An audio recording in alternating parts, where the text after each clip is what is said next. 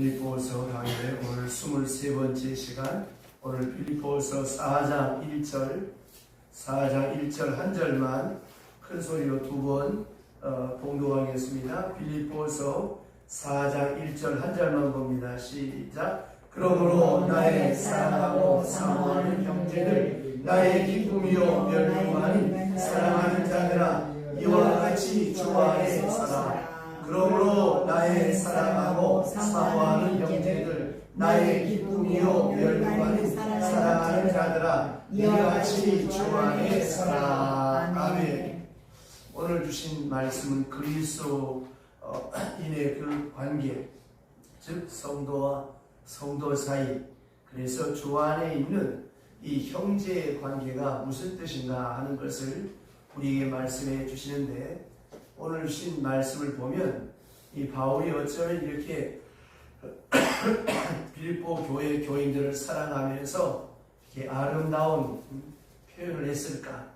마치 사랑하는 사람에게 편지를 쓰는 것처럼 여기 말씀해 보시면 나의 사랑하고 사모하는 나의 기쁨이요 멸류관인 그 아무개 되겠습니다. 그러니까 빌립보 교회의 성도들을 생각하면서 이런 기가 막힌 애정어린 사랑하는 마음이 여기에 담겨져 있습니다. 자, 이것이 교회의 생활이고 이것이 그리스도인의 생활입니다. 그러니까 우리가 서로 예수 믿는 사람들끼리 지낼 때 이런 마음으로 이렇게 사모하고 이렇게 사랑하고 이렇게 생각하며 살아가는 것이 그리스도인의 삶인데, 그렇지 못하다고 하는데 문제가 많은 것이죠. 지난주에도 말씀을 드렸습니다만 우리가 그리스도인으로 살아가는 데 있어서 가장 중요한 것 가운데 하나가 뭐냐? 주변 사람을 사랑하고 또 내가 주변 사람들로부터 사랑을 받아야 됩니다. 모든 가까운 사람으로부터 사랑을 느끼고 사는 것, 이것이 성공적인 인생입니다. 돈을 많이 벌어야 성공이 아니고 높은 지위에 올라야 성공이 아닙니다.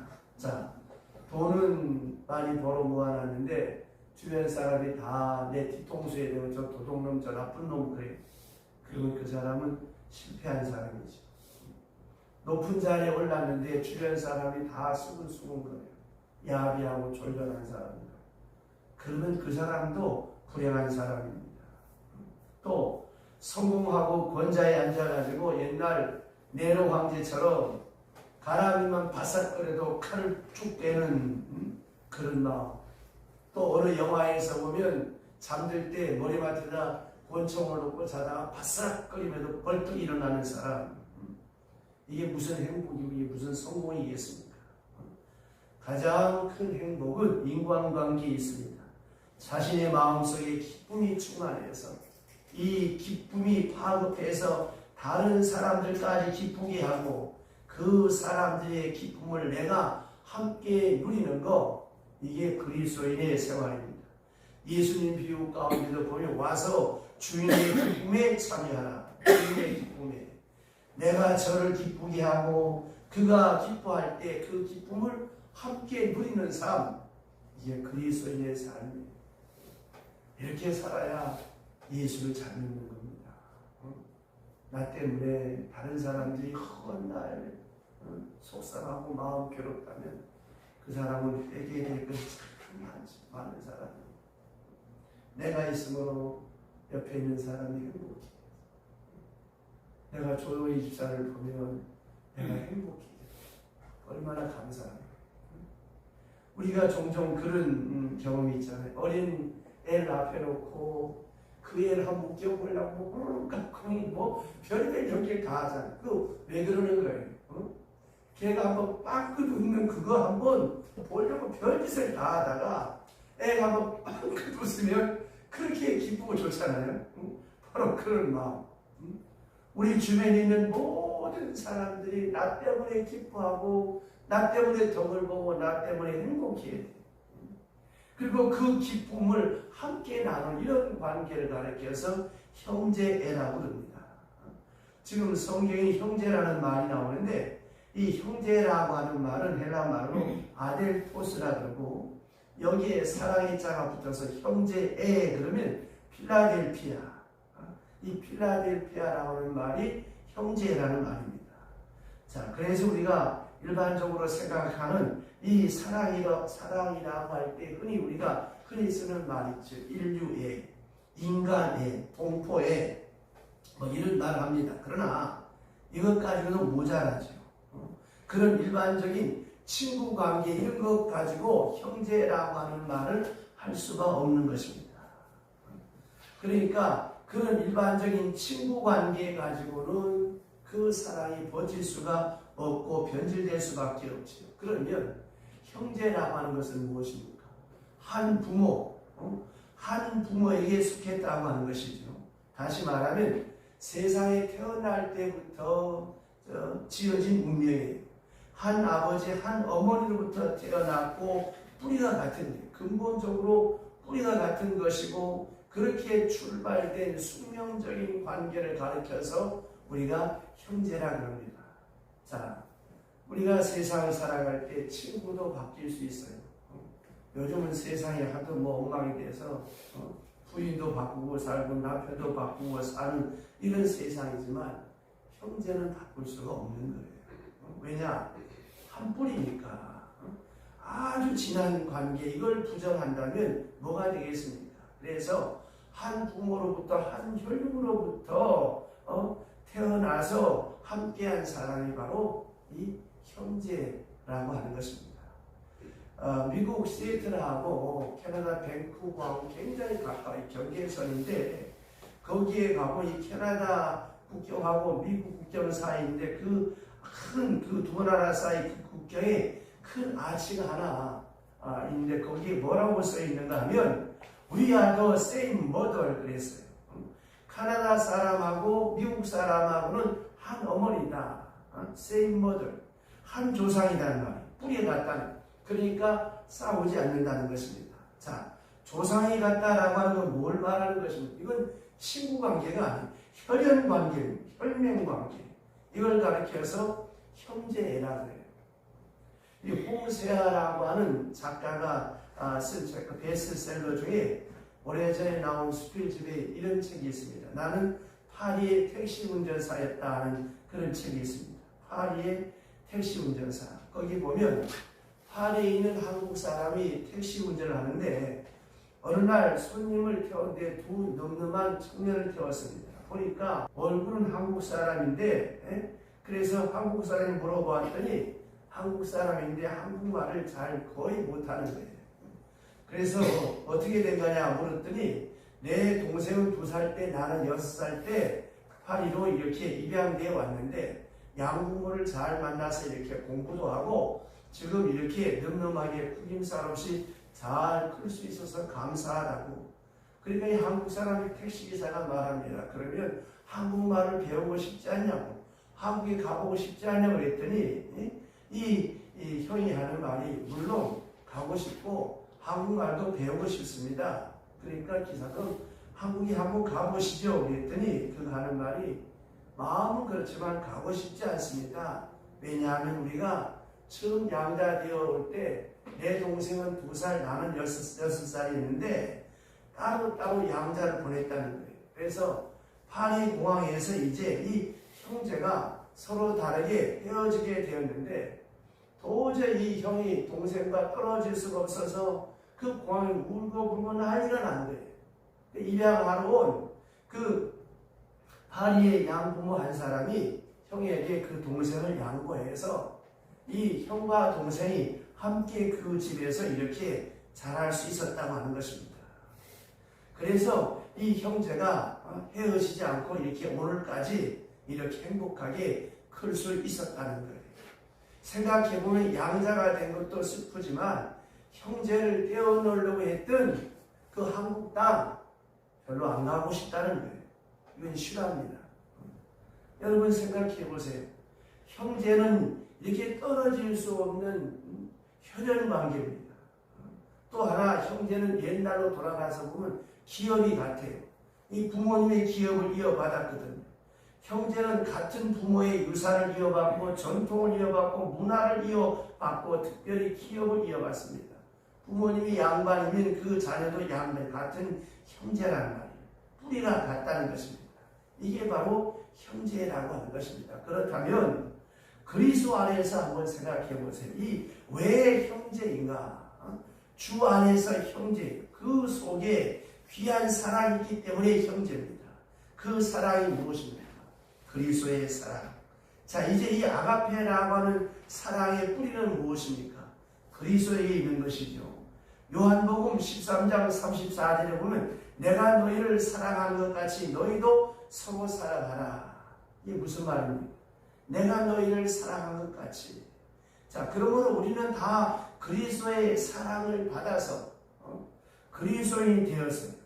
같은 그리스도의 사랑을 받아서 구속함을 받았어요. 그러므로 우리는 형제요 같은 예수의 피로 구원받은 한 형제 한 자매, 거기에 뿌리가 있는 것입니다. 그러므로 그리스도인의 사랑이라고 하는 것은 내가 사랑하는 대상에 의해서 이루어진 것이 아니에요. 하나님께서 전적으로 사랑해 주셨기 때문에 우리가 하나님의 자녀가 되었다라고 하는 것입니다. 그래서 주례할 때 제가 꼭 당부하는 말이 있습니다. 하나님을 보고 남편을 생각하고 그리스도를 보고 아내를 생각하라. 언제나 하늘을 쳐다보고 남편을 생각하고 아내를 생각하고 자녀를 볼 때도 하나님을 생각하고 자녀를 생각하라고 하는 것입니다. 자녀만 생각해서 내가 저거 키워서 무슨 덕을 보느냐 이런 소리 하면 안 됩니다. 언제나 이런 수직적인 관계를 먼저 생각해야 되는 겁니다. 예수님 말씀이 내가 너희를 사랑한 것 같이 너희도 서로 사랑하라. 요한복음 13장 44절에 보면 예수님께서 제자들의 발을 씻기시면서 하시는 말씀이 내가 너희의 발을 씻겼다. 그러므로 너희가 서로 발을 씻겨주는 것이 마땅하지 않느냐 이렇게 말씀합니다. 그것은 바로 상징적으로 하는 말씀이에요. 그러므로 우리 모두는 그리스도께 사랑받은 바가 되었다고 하는 사실을 먼저 알아야 되는 것입니다. 이것이 없이 우리는 하나님의 사랑, 하나님의 자녀가 될 수가 없다고 하는 것입니다.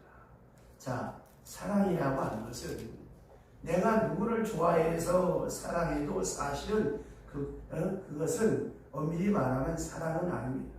또 덕을 보겠다고 사랑해도 사랑이 아닙니다. 내가 기꺼이 저 사람을 내 사람 만들어 보겠다. 이건 집착입니다. 이건 사랑이 아닙니다. 또 내가 너를 사랑해서 반드시 너로부터 내가 사랑을 받고야 말겠다. 이건 고집입니다. 그러면 참 사랑이라고 하는 것입니다. 그리스도께서 나를 사랑하셨기에 내가 너를 사랑한다. 그리스도께서 너를 사랑하시기에 내가 너를 사랑한다. 이것만이 아가페적 사랑이고 이것만이 그리스도인의 사랑입니다. 그러니까 사랑의 근거가 어디 있는 거예요? 그리스도께 있는 것이죠. 또 한 가지 그리스도를 사랑하는 마음으로 형제를 대하는 거예요. 자, 나를 생각할 때 내가 참 형편없고 초라하지만 나 같은 사람을 위하여 피 흘려 죽으신 그리스도, 또 내가 저 자매 저 형제를 볼 때 어떻게 봐야 되겠습니까? 나를 위하여 피 흘려 죽으신 그리스도를 생각하듯이 저 자매를 저 형제를 위하여 피 흘려 죽으신 그리스도를 사랑하는 마음으로 형제를 대하고 자매를 대하는, 이게 그리스도 안의 형제라고 하는 것입니다. 데레사 수녀의 글에 보면 데레사의 수녀의 많은 글 가운데 그런 것이 있습니다. 불쌍한 사람들을 볼 때마다 그냥 불쌍하다고 동정심만 느낀 것이 아니라 그는 꼭 그렇게 표현합니다. 저가 그리스도입니다. 나는 저 불쌍한 사람들을 대할 때마다 그리스도를 대한다는 거예요. 무슨 말입니까? 그리스도를 생각하는 마음으로 행색이 초라하고 볼품이 없고 꺼지지하고 냄새나는 사람이지만 저가 그리스도라 예수님을 대하는 마음으로 대한다. 얼마나 숭고하고 아름다운 소위 말하는 아가페적 사랑의 속성입니다. 또한 그리스도로 인한 중생, 그에 대한 감사와 만족과 행복, 그것이 아니고는 사랑은 없다고 하는 것입니다. 그러니까 그리스도께 감사 감격하는 마음, 그 사랑이 넘치는 그런 마음이 있고서야 사랑하는 그것만이 그리스도적인 사랑이라고 하는 거예요. 내가 넉넉해서, 내가 여유로워서, 저 사람이 불쌍해서 사랑하는 그런 인간적인 사랑이 아니라는 거예요. 하나님이 나 같은 죄인을 사랑하셔서 나를 대신하여 죽으시고 나를 대신하여 부활하신 그 사랑에 감격해서, 자, 여러분에게 어떤 사람이 큰 은혜를 베풀었다. 얼마나 감사하겠습니까? 그 사람의 그 사랑을 생각하면서 어떻게 하면 내가 그분에게 은혜를 갚을 수 있을까? 이 마음, 이게 바로 그리스도로 인한 중생의 마음입니다. 그래서 오늘 말씀에 자세히 보시면 그러므로 라는 말부터 시작합니다. 그러므로 지난 시간에 공부했지요. 우리의 시민권은 하늘에 있다. 그리고 주님의 재림을 기다리고 있다. 그리고 장차 반드시 우리는 하나님 앞에서 다 부활할 것이다.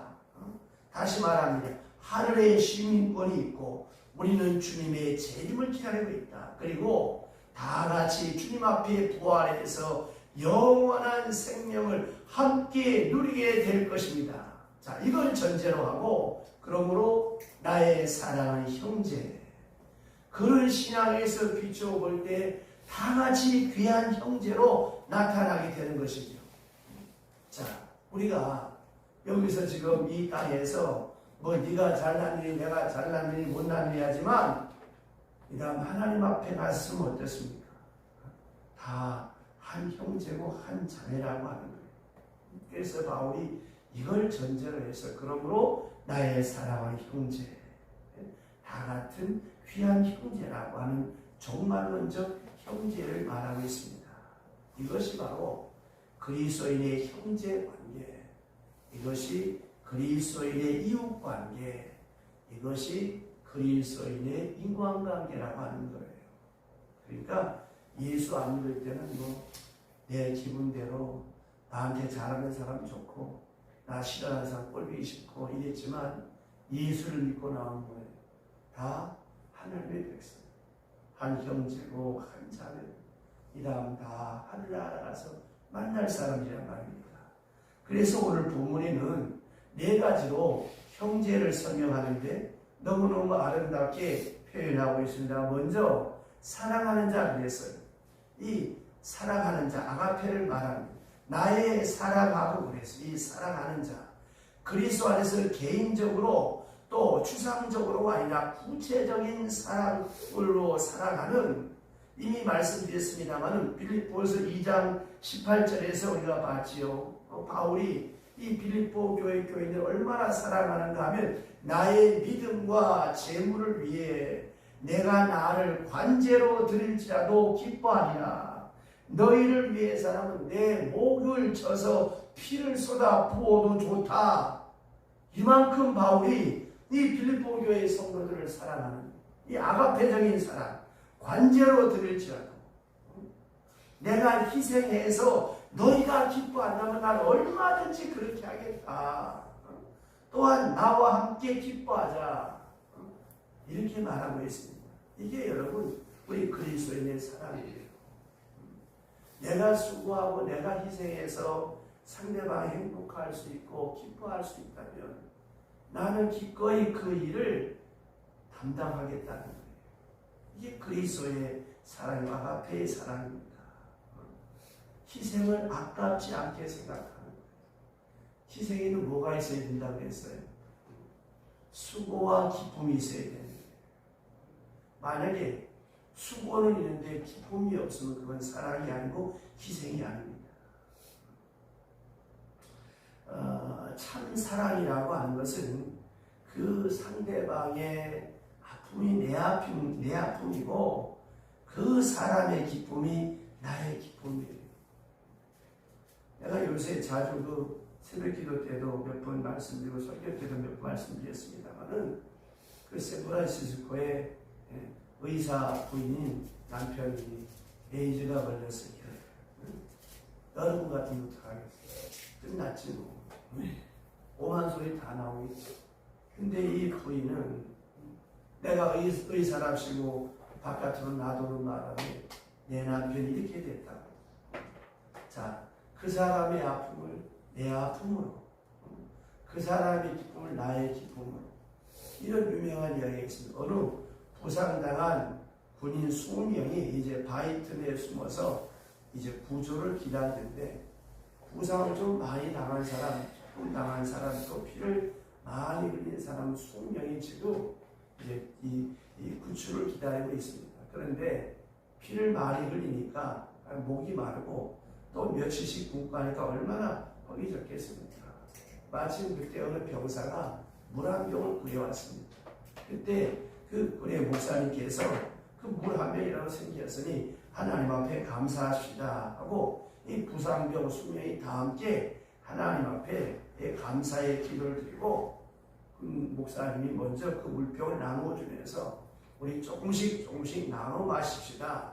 컵이 없으니까 술통째로 이렇게 물을 마시는 거예요.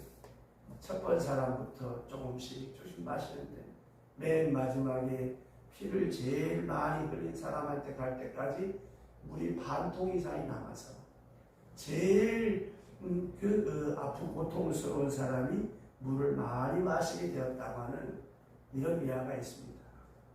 이게 사랑이에요. 내가 조금 먹으면서 나보다 더 목마른 사람의 입장을 생각해서 내 목도 타. 그러나 그 상대방을 생각해서 내가 조금 먹는 거예요. 이게 바로 형제라고 하는 것입니다. 제가 어느 회사를 가나 어느 사무실에 예배드리러 갈 때 저는 늘 이 얘기를 자주 합니다. 이 회사가 내 회사다. 내가 여기에 온다 생각하고 휴지 한 잔, 뭐 하나 소중하게 생각하고 정말 여기에 여러분의 마음과 영혼을 쏟아부어라. 월급이 얼마냐고 생각하지 마라. 그래야 하나님이 복을 주신다. 당신들 때문에 이 회사가 번창하고 당신들 때문에 주변 사람이 행복할 수 있는 그런 사람이 되라. 그래야 여러분의 삶이 성공적일 것이다. 제가 이렇게 당부합니다. 이게 뭐예요? 내가 그 회사에 욕을 먹으면 내가 그 회사를 위해서 어떤 마음으로 일해야 되겠냐 말입니다. 특별히 그리스도인이라면 더더욱 그러해져야 되겠죠. 자, 사랑. 참으로 사랑하는 그 참 사랑은 무엇입니까? 나의 유익을 구하는 것이 아닙니다. 상대방의 유익과 기쁨을 구하는 것입니다. 그래서 여기 사도 바울은 첫째로 나의 사랑하는 자, 두 번째 사모한다 그랬습니다. 사모한다라고 하는 말은 에피포토테이라고 하는 말인데 이 말은 영어로 롱포, 오래오래 그리워한다는 말이에요. 빌립보서 1장 7절에 보면 바울이 말하기를 너희가 내 마음에 있으며 내 마음에 있으며 자꾸 생각나죠. 사랑하면 자꾸 생각나는 것입니다.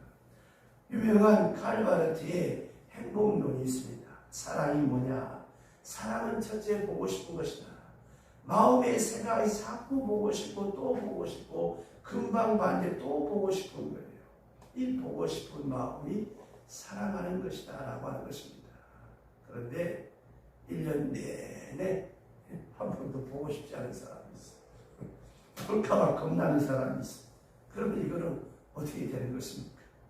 원수지요. 사랑하면 금방 봤는데 또 보고 싶은. 두 번째, 마주 보는 것이 사랑이라고 그랬어요. 내가 저를 보고 저도 나를 봐야 돼. 여러분 보세요.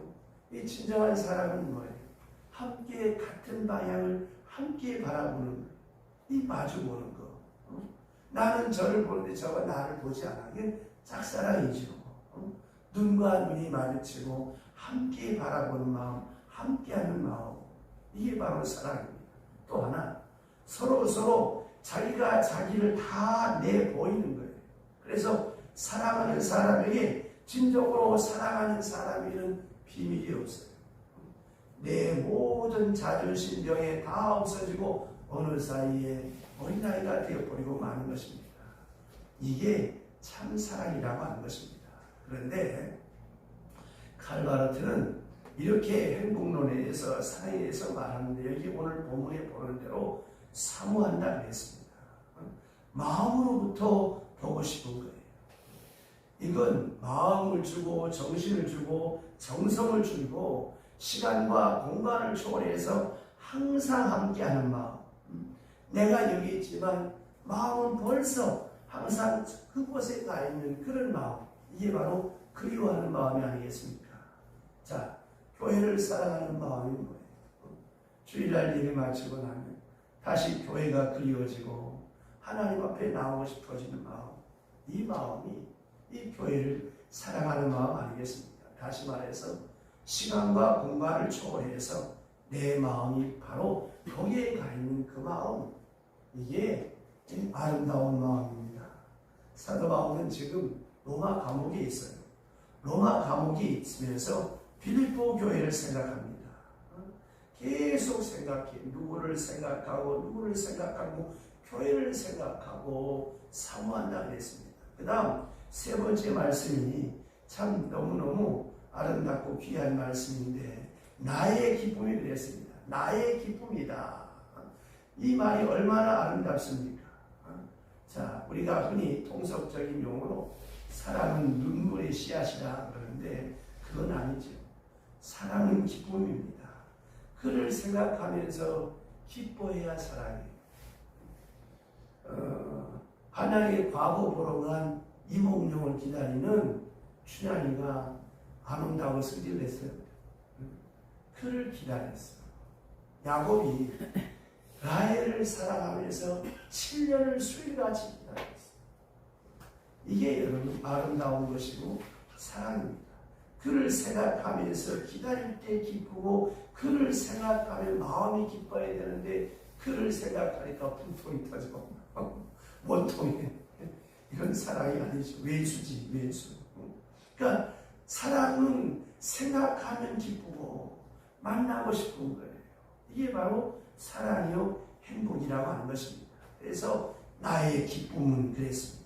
생각할 때마다 기쁘고 만날 때마다 기쁘고 소식을 들을 때마다 기쁘고 또 앞으로 만날 것을 생각하니까 미리 기뻐요.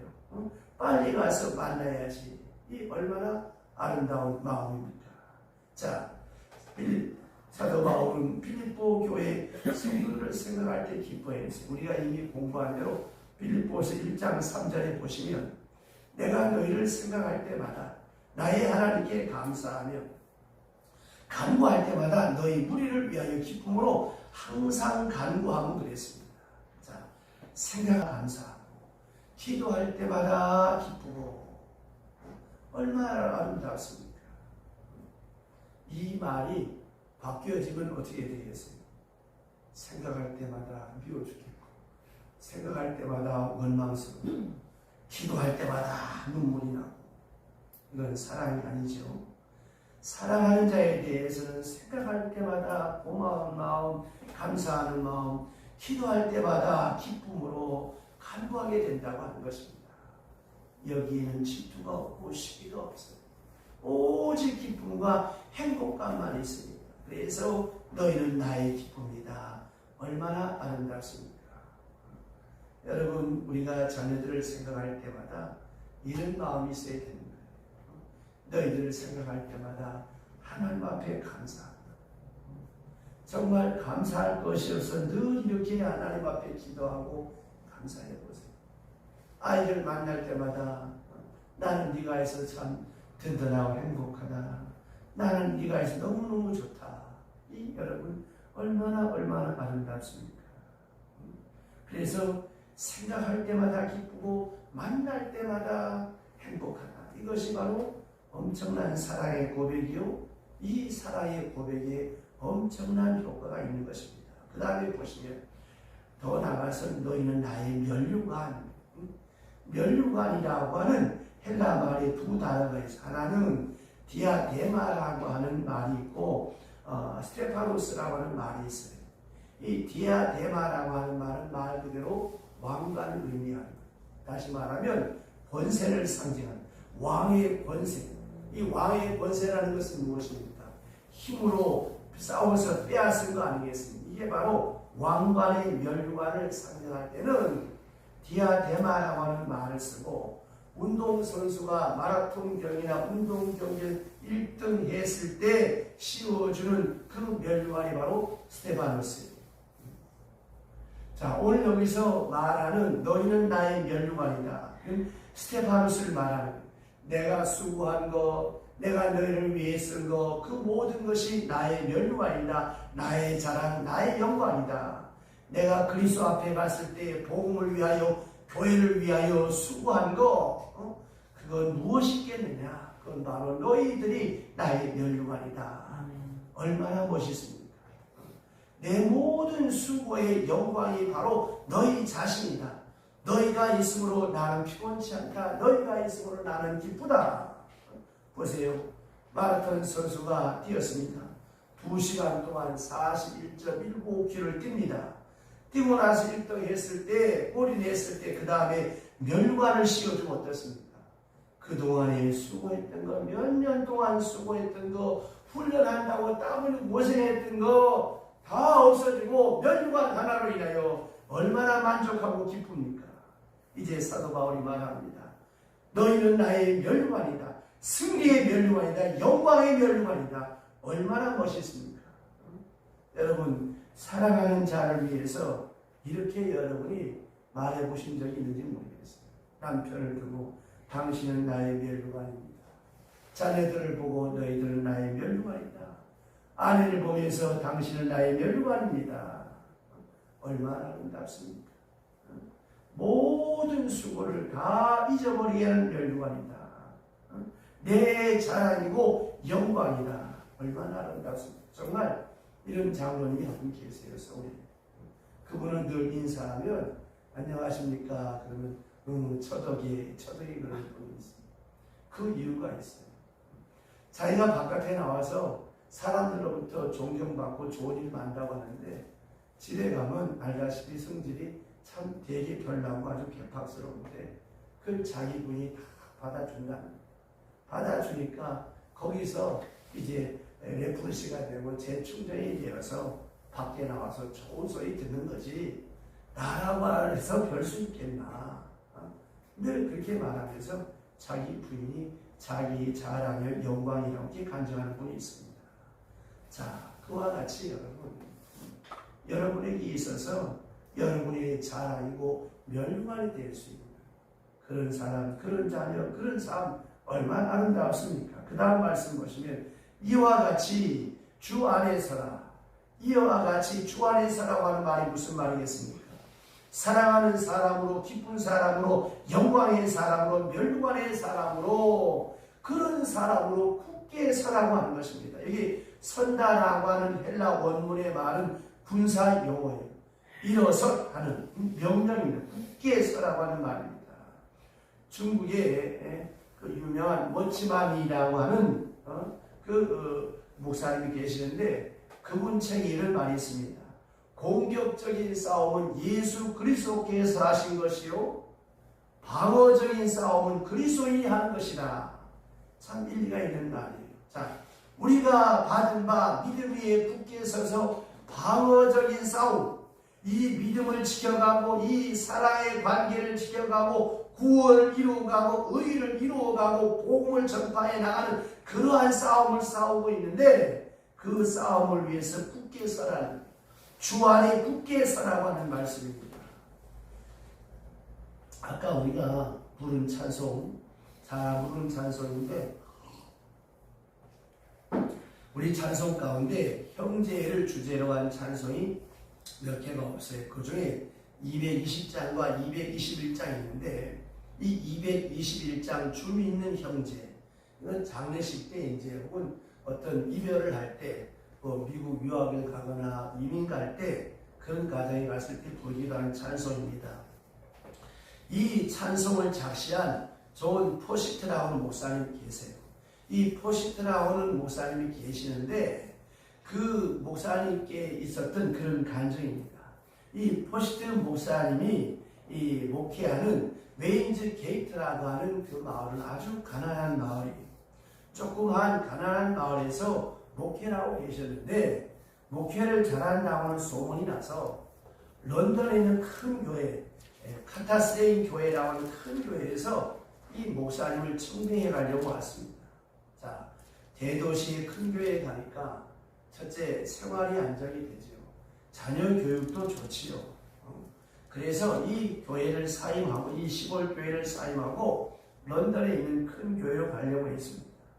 아이들은 물론 간다고 하니까 너무너무 좋아. 교육 문제도 해결되고 부인도 좋아. 그러면서 빨리 런던으로 가기를 원했습니다. 이제 가게 되는 날 부지런히 마차에 짐을 싣고 떠나려고 하는데 온 동네 사람이 다 모였습니다.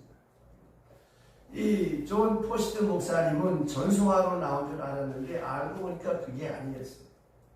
온 마을 사람이 다 붙드는, 그 중에 농부 한 사람이 가운데 길을 딱 막고서서 하는 말이, 목사님 가지 마십시오.